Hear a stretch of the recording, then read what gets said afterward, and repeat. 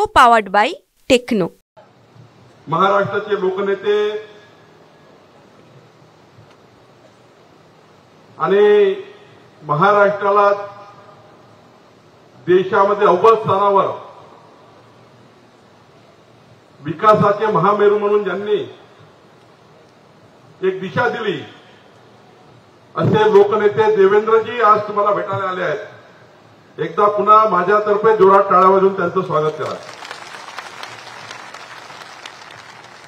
मंचावर उपस्थित आपले अध्यक्ष सुधाकर कोळेजी, डॉक्टर राजीव पोद्दारजी, प्रकाश टेकाडेजी, अरविंद गजबेजी, मनोहर कुंभारेजी, अनिलजी निदान, आदर्श पटलेजी, मान्य रेड्डीजी, गज्जू यादवजी, आनंदराव राऊत, संजयजी टेकाळे, राजेश रंगारी, राजेजी ठाकरे, आशिषजी फुटाणे, किशोरजी चौधरी, मंदारजी मंगळे, चंद्रशेखर लांडे, हिमेश्वरजी आवलकर, बबलू ठाकूर, मीनाताई तायवाडे, अर्चनाताई चौधरी, अशोकजी तांदुळकर, अर्चनाताई चौरे, गजाननजी आसोले, श्रीरामजी टाकळे, आपले अनेक वर्षापासून ज्यांनी भारतीय जनता पार्टीकरता पूर्ण जीवन दिलं असे रमेशजी जैन, मान्य मित्तलजी, किशोरजी मुसळे, छायाताई ढोले, उज्ज्वलजी करडबाजने, आणि मला अभिमान आहे की माननीय देवेंद्रजी यांच्या नेतृत्वामध्ये आपल्या सर्व कामगार कृती समितीने नेतृत्व केलं आणि आज माननीय नचिकेतजी मोरे, जयंतजी भालाधरे, सतीशजी तायडे आणि मनोहर अवचारजी आणि सर्व कामगार संघटना यांचं मी मनापासून अभिनंदन करतो। कामगार संघटनांचं, कामगार एकजुटीचा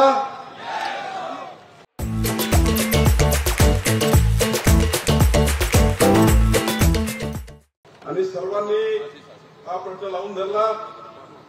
खरं तर बंधू भगिनींनो, जेव्हा कामगार संघटना भारतीय जनता पार्टीचा अध्यक्ष म्हणून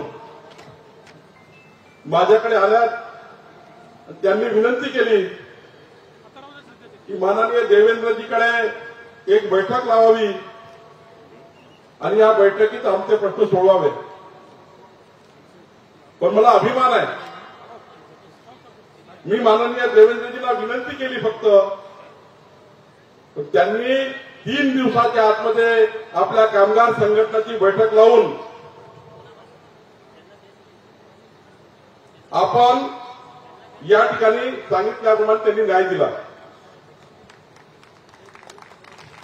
देवेंद्रजी, मला आठवतं 2019 मध्ये जेव्हा आपलं सरकार गेलं, सरकार आपलं होतं तेव्हा आपण मुख्यमंत्री असताना मला सूचना दिली होती, देवेंद्रजी मुख्यमंत्री होते, मी ऊर्जा मंत्री होतो, त्यांनी सूचना दिली होती की कंत्राटी कामगाराचं भलं केलं पाहिजे, कारण त्यांच्या जीवनामध्ये, देवेंद्रजीच्या जीवनामध्ये कंत्राटी कामगाराचा एक मोठा रोल आहे। मुख्यमंत्री म्हणून मला सूचना दिली। 2019 मध्ये आपण काही निर्णय केले आणि देवेंद्रजी आपलं सरकार गेल्यावर नितीन राऊत ऊर्जा मंत्री झाले।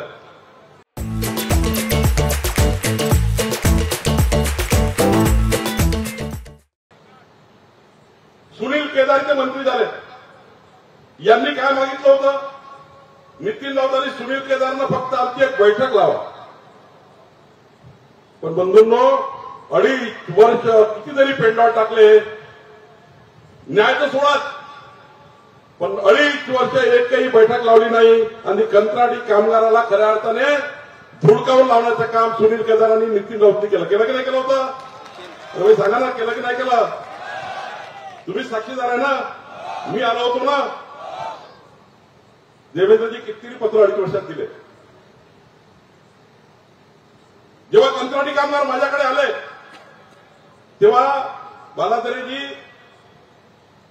केवळ 5%, 8% तरी करून द्या, एवढी शेवटची आपली मागणी होती। पण बघा, देवेंद्रजींनी जशी बैठक लावली, 5%, 8%ची मागणी होती मनात सर्वांच्या की देवेंद्रजी 5% वाढवतील, 8% वाढवतील। पण मला अभिमान आहे की राज्यातली, देशातली सर्वात मोठी पगारवाढ माननीय देवेंद्रजींनी करून दिली। खऱ्या अर्थाने 19% पगारवाढ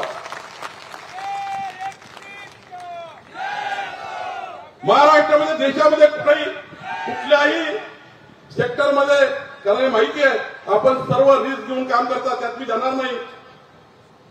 पण आज कंत्राटी कामगाराचा खरा लाडका भाऊ कोण आहे? अरे भाई सांगा ना, अरे लाडका भाऊ कोण आहे? जोरात सांगा, कोण आहे लाडका भाऊ? दोन्ही हात वर करून सांगा, कोण आहे लाडका भाऊ? आणि सावत्र भाऊ कोण आहे? अरे सावत्र भाऊ कोण आहे? सावत्र भाऊ कोण? पहिला सावत्र भाऊ सुनील केदार आहे का नाही आहे? अरे 2.5 वर्ष बैठक लावायला तयार नाही. आणि दुसरे आपले नितीन राऊत साहेब आहे का नाही? सावत्र भाऊ. आपला खरा लाडका भाऊ कोणी आहे? बंधूंनो, आमच्या मुख्यमंत्री माझी लाडकी बहीण योजनेमध्ये देवेंद्रजी 85,000च्या वर या आमच्या विधानसभेमध्ये आमच्या बहिणींना आता 1,500 रुपये महिना मिळणार आहे. 18,000 रुपये वर्ष.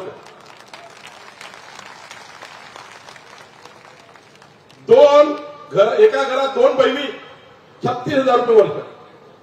देवेंद्रजी बोलतील त्याच्यावर मी बोलणार नाही. पण बघा, तुम्हाला एक व्हिडिओ भेटलाय, सर्वांच्या घरी पत्र आलाय. काँग्रेस पार्टी आली तर मुख्यमंत्री लाडली बहीण योजना बंद करणार. कुणी म्हटलं? अरे सांगा ना, कुणी म्हटलं?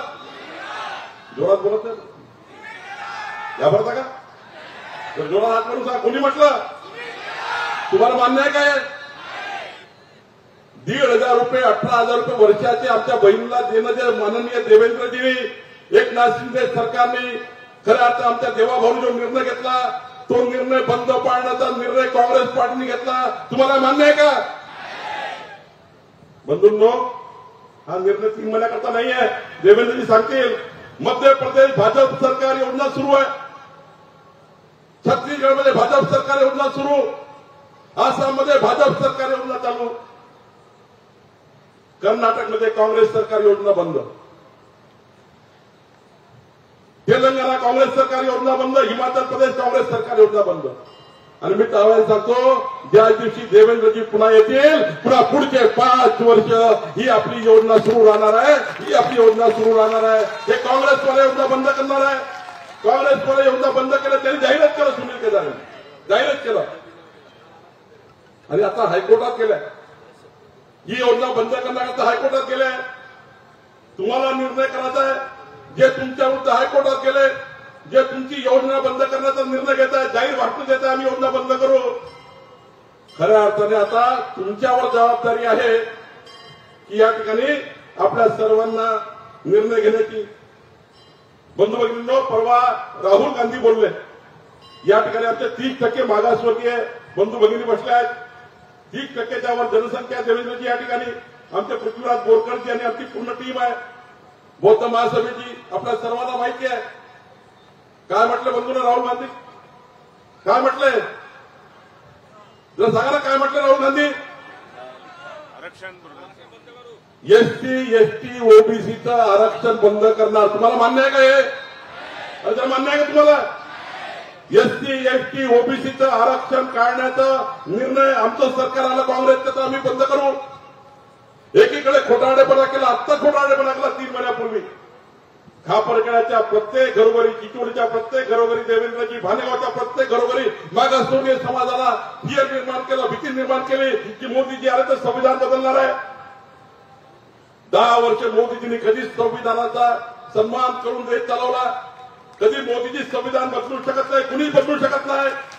पण तुमच्या खोटं बोलून मतं घेतले की नाही घेतले? अरे मतं घेतले की नाही घेतले? आता तुमची बारी आहे. राहुल गांधी काय करणार तुम्ही? राहुल गांधीचं अरे काय करणार आहे? तुमच्याशी बोलायला आलो, मी सत्काराला आलो. सत्कार देवेंद्रचा करायचा आहे. मी खापरखेडाच्या जनतेशी बोलायला आलो. मी नेहमी तुमच्याशी बोलतो. आता काय करणार आहे तुम्ही?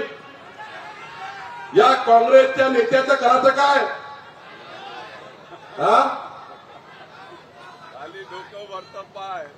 तुमचं आरक्षण काढण्याचा निर्णय काँग्रेस पार्टी करणार आहे. एसटीचं आरक्षण काढण्याचा, एसटीचं आरक्षण काढण्याचं, ओबीसीचं आरक्षण काढण्याचं. बंधूंनो, खऱ्या अर्थाने या लोकांना आता धडा शिकवण्याची गरज आहे. बालाधरजी तुमचं मी आभार मानतो. तुम्ही आव्हान केलं. मी सुद्धा तुम्हाला विनंती करायला आलो आहे. खरं तर मला 2-3 गोष्टी मांडायच्या होत्या. देवेंद्रजी या ठिकाणी आहेत. देवेंद्रजी आरक्षण एक काढण्याचा निर्णय घेतलाच आहे. लाडकी बहिणा योजना बंद करण्याचा निर्णय घेतला आहे. देवेंद्रजी छोटस काम आहे. या चिचोली भानेगाव या भागातल्या जनतेला नगरपंचायत पाहिजे. पाहिजे की नाही पाहिजे तुम्हाला?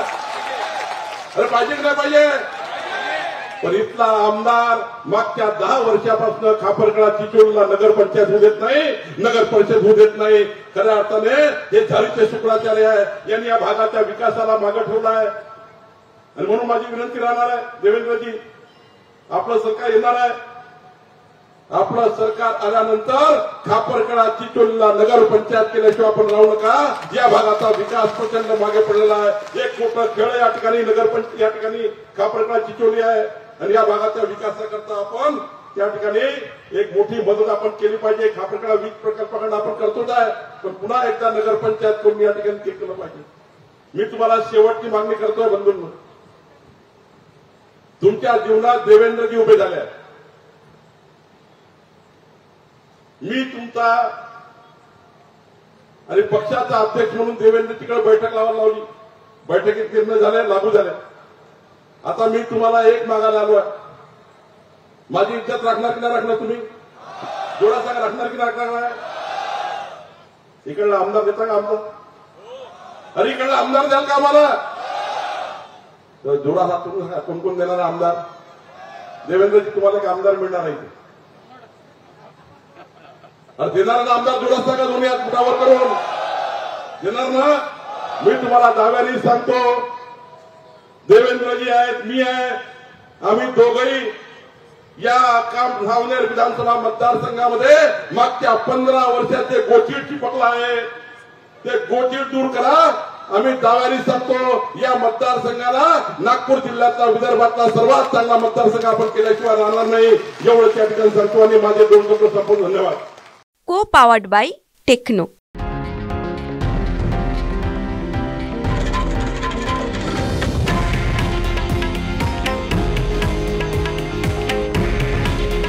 हे आहे देशातील नंबर 1 न्यूज नेटवर्क आणि आपण पाहत आहात TV9 मराठी. काळजी तुमची, हित महाराष्ट्राचं.